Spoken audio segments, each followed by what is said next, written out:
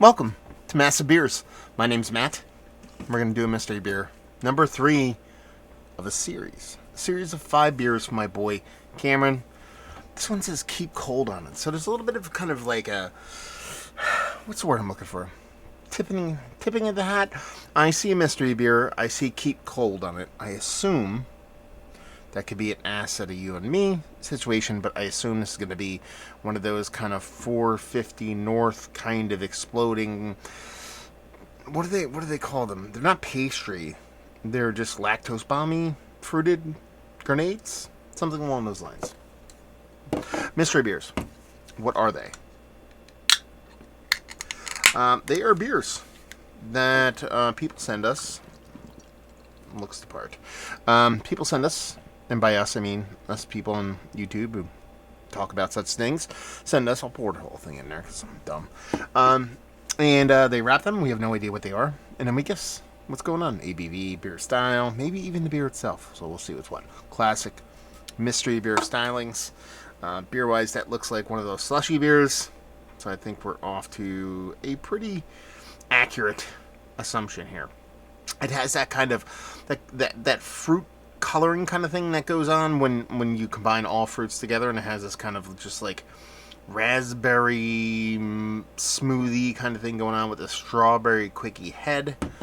Let's give it a little bit of a whirl. That be thick nose. Man, it really does smell like a bulk of these beers. Let me turn this off. I always forget to turn it off. Your annoying buzz. It's just like, it's fruit smoothie. I mean, I can repeat it. I can try other verbiage, but that's what it is.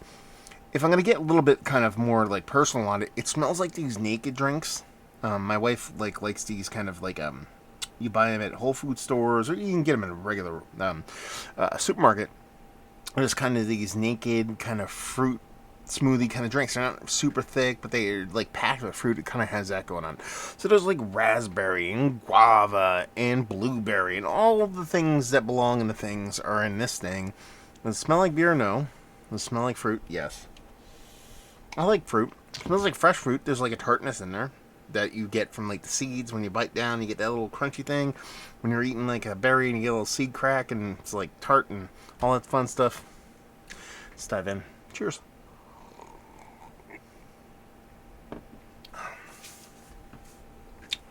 These beers are delicious. I didn't air quote beers, but I meant to. These things are delicious. They are. They're very much delicious. Delicious. I can say that word. It's bursting at the seams with all the fruit flavors. It's like Jamba Juice had a baby with a beer. But, and that's this person talking about butts, because I cannot lie.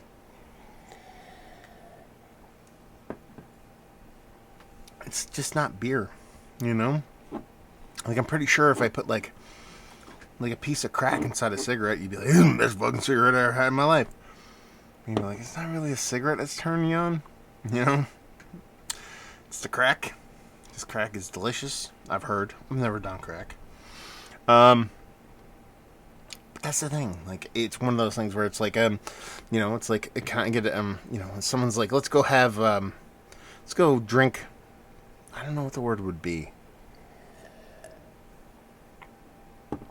So you have like let's say you have a really good friend that's like a spirit nerd, you know, bourbon, whiskey, scotch, that kind of thing. And the person's like, "Oh, do you like mixed? Do you like your liquor?" You know, that's a word, right? A phrase. And the other person's like, "Yeah, I do. I'm like, I really love my specialty liquors and all that kind of thing." And you go to a bar, and your one buddy's like, "Let me get 2 fingers of Strathisla, 1963 Strathisla, like single malt Speyside Scotch." And the other person's like, "Yeah, let me get a fucking margarita." You know what I mean? That's what it is. They're technically both in the same realm. They're spirits. One, is mixed. Sure, fine, whatever you want to ruin my analogy. But they're both kind of like you went to the bar and you both ordered liquor drinks. But they're just not the same thing, you know? They're just not the same thing, and that's what this is. So, let's see. What fruit is in here?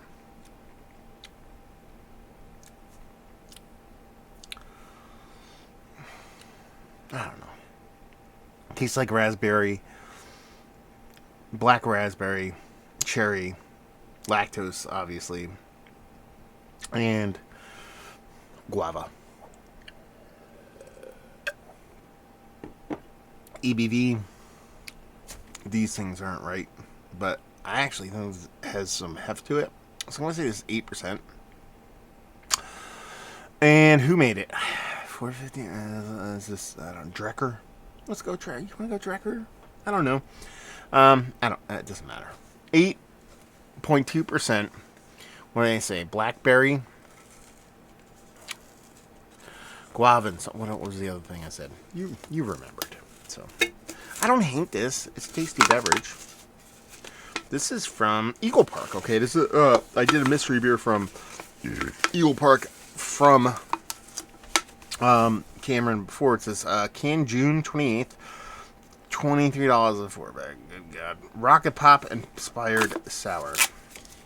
I haven't had Rocket Pop. You know, we call them bomb pops out here. And since I was probably in middle school. So I couldn't talk about the flavor profile on that. That's not true. I've had it since then. Raspberry. I said blackberry. Raspberry, sweet cherry. I got that cherry. Yeah, how about that? Lime and lemon. Okay, fair enough. What was it? Guava? Lime and lemon together. And the ABV, they're smart to just leave it off here. It's called Slush. Very creative. I actually don't see an ABV on this. It might have been on the paper that Cameron gave me, but there is no ABV, which means they're kind of smart. So they can't get in trouble because they didn't put an ABV on it. Or maybe they can get in trouble because they didn't put an ABV on it. I don't know. That would be the label. And it's you know what? Listen. I am not against these things. Do what you like. Some people like cucumber pickle. Have at what you love. Do what you love as long as you're not hurting babies, dogs, and grandparents and stuff. You're good. It's just not for me at the price point. There's little to no difference between this and Natter Days for me. I can get a case, like a 30 rack of Natter Days for like $16. If I could get a 4-pack of this for like $8, I'd buy these. I would totally buy these because I'd be like, yeah, I just want something fun and fruity. But $23, I just can't do it. I just can't do it because it's not. It's like buying a pre-made margarita in a can, and for me, that just doesn't demand top dollar for me. This guy. So let's get off the horse and let's just talk about the mystery beers. This is one of the better fruit smoothie beers I've had as of late. Yes, I can't remember the last one I had, but it actually is very, very tasty. The price point of $23 in this is just bonkers crazy talk. It's like people paying like $100 a plate at the Olive Garden, and I'm just not sure why it just exists, but it does because people want to say I like beer but don't like beer, and they drink this. It is what it is. Value and availability, and say let's talk about it. I mean, you're talking about, look at that lacing on that glass. It's fantastic. I mean, we could talk about Eagle Park. Let's talk about these smoothies in general. Where do you land? What's your thought process on these beers? Are they some of your favorite? Do you dabble in them? Do you specialize in them? Do you just love them in general? I don't know. I really want to know though. Down there, let's talk about it. Again, like I said, I'm not hating on anybody's likes, anybody's loves. Do you?